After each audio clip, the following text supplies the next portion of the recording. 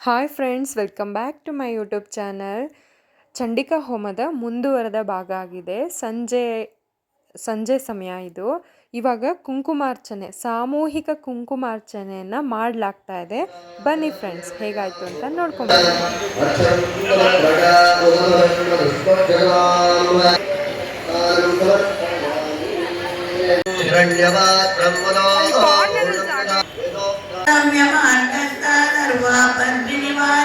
ಕುಂಕುಮಾರ್ಚನೆ ಅಂದರೆ ದೇವಿಗೆ ಕುಂಕುಮವನ್ನು ಅರ್ಪಿಸಿ ನಾಮಾವಳಿಗಳೊಂದಿಗೆ ಭಕ್ತಿಯಿಂದ ಮಾಡುವಂಥ ಪೂಜೆ. ಇದು ಸೌಭಾಗ್ಯ, ಶಾಂತಿ, ಐಶ್ವರ್ಯ ಮತ್ತು ದೈವಾನುಗ್ರಹವನ್ನು ಕೋರುವ ಪವಿತ್ರ ಆರಾಧನೆಯಾಗಿದೆ. ಕುಂಕುಮಾರ್ಚನೆ ಮಾಡಿದ ನಂತರ ದೇವಿಗೆ ಅರ್ಪಿಸಿದ ಕುಂಕುಮವನ್ನು ಸಾಮಾನ್ಯವಾಗಿ ಪ್ರಸಾದ ಎಂದು ಪರಿಗಣಿಸ್ತೀವಿ. ಇದನ್ನು ದೇವ್ರ ಮನೇಲಿ ಇಟ್ಕೊಂಡು ಮನೆಯವರೆಲ್ಲರೂ ಕೂಡ ಪ್ರತಿದಿನ ಹಣೆಯಲ್ಲಿ ಇಟ್ಕೋಬೇಕು. ಕುಂಕುಮಾರ್ಚನೆ ಆದಮೇಲೆ ಭರತನಾಟ್ಯದ ಮೂಲಕ ಚಾಮುಂಡೇಶ್ವರಿ ದೇವಿಯ ಮಹಿಷಾಸುರ ಮರ್ದಿನಿ ರೂಪವನ್ನು ಸುಂದರವಾಗಿ ನಿರೂಪಿಸಲಾಯಿತು. ದೇವಿಯ ಶಕ್ತಿ ಮತ್ತು ಅಧರ್ಮದ ಮೇಲಿನ ಧರ್ಮದ ವಿಜಯವನ್ನು ನೃತ್ಯದ ಮೂಲಕ ಭಾವಪೂರ್ಣವಾಗಿ ಪ್ರದರ್ಶಿಸಲಾಯಿತು. ಪುರಾಣಗಳ ಪ್ರಕಾರ ಮಹಿಷಾಸುರನು ಬ್ರಹ್ಮನಿಂದ ವರವನ್ನು ಪಡೆದು ದೇವರು, ಋಷಿಗಳು ಮತ್ತು ಲೋಕದ ಜನರನ್ನು ಹಿಂಸೆ ಮಾಡೋದಕ್ಕೆ ಆರಂಭಿಸ್ತಾನೆ. ಅವನ ಅಹಂಕಾರ ಮತ್ತು ದೌರ್ಜನ್ಯ ದಿನದಿಂದ ದಿನಕ್ಕೆ ಹೆಚ್ಚಾಗುತ್ತಾ ಇರುತ್ತೆ. ಇದರಿಂದ ದೇವತೆಗಳೆಲ್ಲ ಒಂದಾಗಿ ತಮ್ಮ ದಿವ್ಯ ಶಕ್ತಿಯನ್ನು ಒಗ್ಗೂಡಿಸಿ ಆ ಶಕ್ತಿಯಿಂದ ಆದಿಪರಾಶಕ್ತಿಯಾದ ದುರ್ಗಾದೇವಿಯು ಅವತರಿಸಿದಳು. ಕಾಲ ಮಹಿಷನ ಪಾಪದ ಕೂಡ ತುಂಬಬೇಕಾಗಿತ್ತು. ಆದರೆ ಇನ್ನು ಅವನಿಗೆ ದೇವತೆಗಳು ತಮ್ಮ ತಮ್ಮ ಆಯುಧಗಳನ್ನು ದೇವಿಗೆ ಸಮರ್ಪಿಸಿದರು. ಶಿವನು ತ್ರಿಶೂಲ, ವಿಷ್ಣುವು ಸುದರ್ಶನ ಚಕ್ರ, ಇಂದ್ರನು ವಜ್ರಾಯುಧ ಹಾಗೂ ಇತರ ದೇವತೆಗಳು ತಮ್ಮ ದಿವ್ಯ ಆಯುಧಗಳನ್ನು ನೀಡಿದರು. ಸಿಂಹವನ್ನು ವಾಹನವಾಗಿ ಏರಿದ ದೇವಿಯು ಮಹಿಷಾಸುರನ ವಿರುದ್ಧ ಯುದ್ಧಕ್ಕೆ ಹೊರಟಳು.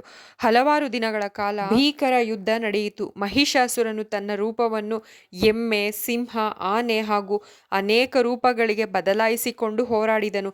ಆದರೆ ದೇವಿಯು ತನ್ನ ಪರಾಕ್ರಮ ಮತ್ತು ದೈವಿಕ ಶಕ್ತಿಯಿಂದ ಅವನ ಎಲ್ಲ ರೂಪಗಳನ್ನು ಸೋಲಿಸಿದಳು.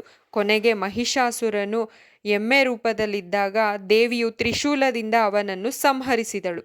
ಈ ವಿಜಯದಿಂದ ಧರ್ಮವು ಅಧರ್ಮದ ವಿರುದ್ಧ ಜಯ ಸಾಧಿಸಿತು. ಆದ್ದರಿಂದ ಚಾಮುಂಡೇಶ್ವರಿ ದೇವಿಯನ್ನು ಮಹಿಷಾಸುರ ಮರ್ದಿನಿ ಎಂದು ಭಕ್ತಿಯಿಂದ ಆರಾಧಿಸಲಾಗುತ್ತೆ. ಈ ಕಥೆಯು ದುಷ್ಟಶಕ್ತಿಯ ಮೇಲೆ ಸತ್ಯ, ಧರ್ಮ ಮತ್ತು ದೈವಶಕ್ತಿಯ ವಿಜಯವನ್ನು ಸಾರುತ್ತದೆ. ಈ ಅದ್ಭುತ ಭರತನಾಟ್ಯ ಪ್ರದರ್ಶನ ನೀಡಿದ ಎಲ್ಲ ಕಲಾವಿದರಿಗೂ ಹೃತ್ಪೂರ್ವಕ ಅಭಿನಂದನೆಗಳನ್ನು ತಿಳಿಸೋಣ ಫ್ರೆಂಡ್ಸ್. ಕುಚೋನ್ನತೆ ಕುಂಕುಮರಾಗ ಶೋಣೆ ಪುಂಡ್ರೇಕ್ಷು ಪಾಶಾಂಕುಶಂ ಪುಷ್ಪಬಾಣ ಹಸ್ತೆ ನಮಸ್ತೆ ಜಗದೇಕ ಮಾತಃ. ಬಸವಲಿಂಗಪ್ಪ ಸರ್ ಅವರು ತಮ್ಮ ಹಾಡಿನ ಮೂಲಕ ಕಲಾವಿದರಿಗೆ ಪ್ರೋತ್ಸಾಹವನ್ನು ನೀಡ್ತಾ ಇದ್ದಾರೆ. ಮಾಡಲು ಶಕ್ತಿ ಕೊಡಲಿ ಅಂತ ನಾವೆಲ್ಲರ ಪರವಾಗಿ ಎಲ್ಲರೂ ಒಟ್ಟಾಗಿ ಅವರಿಗೆ ಹಾರೈಸೋಣ. ನೋಡ್ತಾ ಇರ್ಬೋದು, ನಮ್ಮ ಕಾಮಿಡಿ ಕಿಲಾಡಿ ಮುತ್ತುರಾಜ್ರವ್ರಿಗೆ ಸನ್ಮಾನವನ್ನು ಕೂಡ ಮಾಡಲಾಗ್ತಾ ಇದೆ. ಮುತ್ತುರಾಜ್ ಸರ್ನ ಹತ್ರದಿಂದ ನೋಡಿದ್ವಿ, ತುಂಬ ಖುಷಿ ಆಯಿತು, ಮಾತಾಡ್ಸಿದ್ವಿ, ತುಂಬ ಚೆನ್ನಾಗಿ ಮಾತಾಡಿದ್ರು. ತಾಯಿಗೆ ಮಹಾಮಂಗಳಾರತಿಯನ್ನು ಮಾಡಲಾಯಿತು. ಅದಾದಮೇಲೆ ಅನ್ನದ ಸಂತರ್ಪಣೆ ಕಾರ್ಯಕ್ರಮವು ಬಹಳ ಅಚ್ಚುಕಟ್ಟಾಗಿ ನಡೆಯಿತು.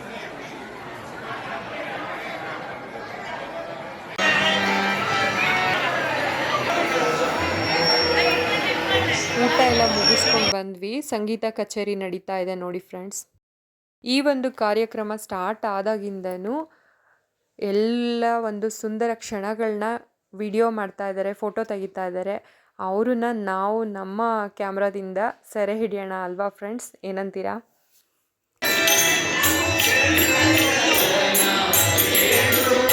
ತಾಯಿ ಚಾಮುಂಡೇಶ್ವರಿಯ ಕೃಪೆಯಿಂದ 2 ದಿನಗಳ ಕಾಲ ಲೋಕ ಕಲ್ಯಾಣಕ್ಕಾಗಿ ನಡೆದಂಥ ಈ ಸೇವೆ ಹಾಗೂ ಎಲ್ಲ ಕಾರ್ಯಕ್ರಮಗಳು ಬಹಳ ಯಶಸ್ವಿಯಾಗಿ ನೆರವೇರಿದೆ.